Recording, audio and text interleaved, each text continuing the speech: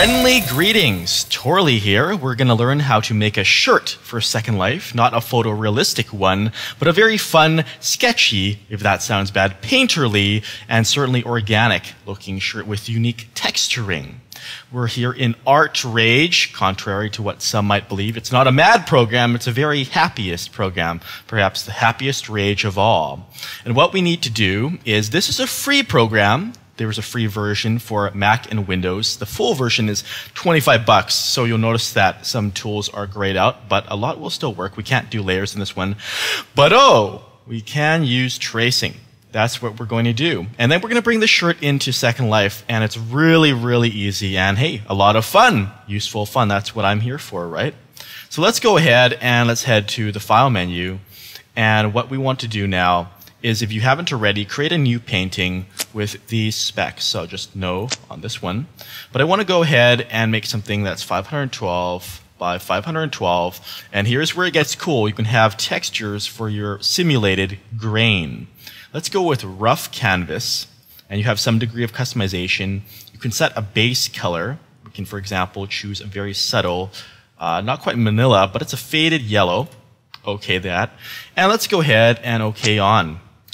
Now, the next step of this, you'll notice, cool, we have this square here. What are we going to do with it next? How does that become a shirt?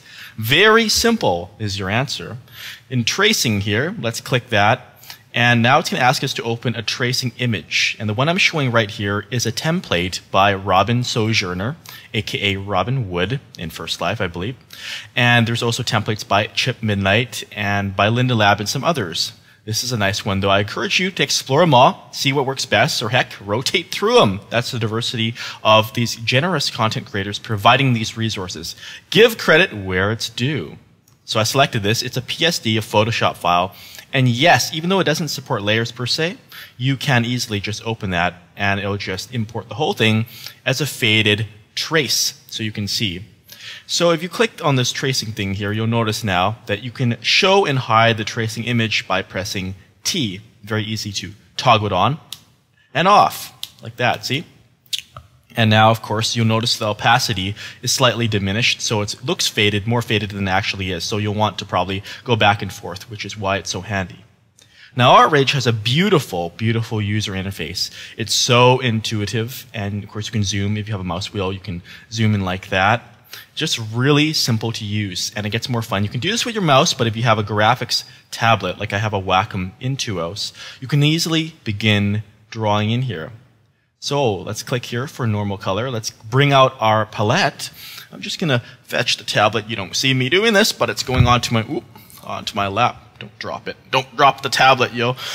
And I'm going to just begin by using the tablet instead of the mouse. But you're going to see my movements. There's different tools here. So when you're looking at this tracing template, these are the arm parts. This is the front of the shirt, and this is the back. Makes sense, right? And this hasn't changed in the time that Second Life's been around. So even though it says 2005, it's still relevant. We have this sort of faded yellow. And let's go ahead and let's make something. This is the chalk tool. And say we want something more offset, sort of a green. You can see the active color right there. And then let's go begin and start dabbling. Don't be afraid to go outside the lines because that ultimately won't show. But let's go ahead and dabble. Just make the top part. And you want to be sort of parallel here, because keep in mind it overlaps the seams from one edge to another. You want to keep it as seamless as possible. I know there's some third-party tools which can greatly assist with this, but let's just keep it simple for now. It's very nice. And say we want a more orange E. Let's drag it down very easily. Unfortunately, we don't have metallic colors in the free one, but let's go ahead and let's go. Just keep it above the line. And oh, that looks a bit too jagged, eh? Let's see here. Press T. What do we want to do with that is use the paint scraper thingy. I don't know the actual name for this, but it's a lot of fun. You can select pressure. And these tools usually have several options. Oh, it's not available. Okay, well, we'll use this then. Okay. And oh, yeah, just draw. Basically, I'm just holding down the mouse button and making it sort of this swiped, modeled, blended texture. It's great. See, you can it looks almost like it could be real physical materials. Hats off to pioneers like John Derry, one of the guys who invented Painter, for influencing and pioneering this. And of course, hats off to the ArtRage team for this cool invention that can be used with Second Life. Now let's push T again, bring that back on. Great. So we're just going to paint in additional colors. You can have a little crayon if you ever want to make a shirt that looks like a cartoon. This is great. If you feel the brush is too big, here's what you do. You can either click the plus or minus, or click right in this area and hold it, and then you can make it variable like that. So you can have some finer details. Say we want some pink and green, or no, that's too cliche. Pink and sort of a yellow-green, and stripes like that, and remember to blend it some more. Just paint it like that, and just swipe it back and forth. Just take your time, relax. Bob Ross smiles upon us, my friends. Okay, so we can also use the eyedropper here. I believe it is. No, that's not the eyedropper. But I'm just going to select. Oh, actually it is. My mistake. Okay, now we can just click, right? If you want to match colors, then just click like an edge here. And because we want to make the arm part kind of match, and then we'll go back to another tool, the chalk one like we had before. And then we'll just draw this outwards. And have them look different. So one side can be like blue going out into the glove. Not necessarily the glove, but the hand part. Because you can have shirts that, you can make gloves that basically just have this part and none of the other. It depends on how you cut the clothing, as I'll show you. So one's blue, and we'll make one, let's see what we haven't used, red. So we're kind of patriotic if you're US, otherwise not so patriotic. Unless you're maybe Canadian, just has red and white. And then we're gonna go ahead and blend that some more. Remember, don't worry so much about going across the lines. It'll be interesting to have these cool effects. So press T again, and very rich and vibrant colors. If you want greater details, pencil is a nice tool for that, or even the paintbrush at a smaller size. I like happy faces. How about you? Well, even if you don't, let's draw something like hi. And then this will be the front of the shirt. And then we just do that, and exclamation mark. So whatever, even though it might not look like the world's greatest shirt the first time you do it, it will still be your creation, something you can be proud of. And look how real that looks. Oh, nice. Sweet. We got a heart. And my gosh, you've got to color the heart in. It's got to be a passionate heart. Let's select, okay, that's the eraser. I don't want that. This is like a magic marker. Again, just the same principles apply. This is what's so nice about ArtRage. The principles apply to all the tools. So you're familiar with one, you're familiar with all pretty much, just using them. And high, we can highlight that in yellow, like, a marker, actual highlighter. Notice how it smudges too, like a real marker. Well, and this is free, so this is so wonderful. I know I smudged a bit there. You can go to edit and undo and undo and undo. Control Z if you want. Let's just redo that part. Oh, it's a bit too smudged. Oh well, no worries. And then again, we just check with the template. And I think we can be ready to, let me just fringe this out a bit. Yeah, this kind of give it some choppy effects. If I was spending a lot more time in this, obviously, it would have crazy detail, because I love that. But in this case, I just want something quick and easy to show you how fast and enjoyable it is. Okay, just blend that over there. Maybe make the high. See, now I'm getting nitpicky about it, and you can feel free to be nitpicky as well. There. Just reinforce that, and it's very smudged. It looks like something. You could put something like a little squiggles, this pencil tool in the hand, little squiggles, just like that, right? And maybe double squiggles, maybe little dots and stuff. It will reawaken your childhood. Now this is going to go a little bit outside. It's almost like a little ring outline. But what counts is that you got this done. And then let's do that one more time. And here's what you do to get your shirt or other clothing garment into Second Life. Several different templates are provided, so the same principles. I like it when you can learn one thing and apply it more broadly. Now, let me just pick up my mousey, and let's head to the File menu and export as image. You can also save painting as the native ArtRage format, but in this case, let's export it as, let's see my output folder, save as type as PNG, that's lossless, or you can choose another if you want. I don't recommend JPEG, that's lossy, you'll have some deterioration quality. So JPEG, and then we'll call it color shirt, or whatever you choose to name it. Let's save this, and if you're familiar with previous content creation video tutorials, the next steps will be very familiar to you, and if you're not, don't worry. Join me in Second Life next, after saving it. Ah, Second Life. I couldn't stay away from you for long, and I need a shirt on my back and front and other parts of my top for that matter. By the way, if you're noticing, oh, why does my viewer user interface look all silver kind of blue? Well, it's because if you go to Edit Menu and Preferences, in the release candidate RC13 or higher, then you can choose between the classic, the old school, or the new school, which is silver, which I'm on. Requires a restart. I'm not going to do that, but just to indulge your curiosity and to put a shirt on now. That's what we're going to do when we go to File menu and Upload Image. This will let us not just put the shirt on, but preview it first. So let's look for color shirt. That's what we had saved, and open that up. Just remember which directory you saved it in. Yes? Yes. And open it, and here we go. That looks like it. And we can preview it as, in this case, the male upper body. And, ooh, look at that. Zoom in closer.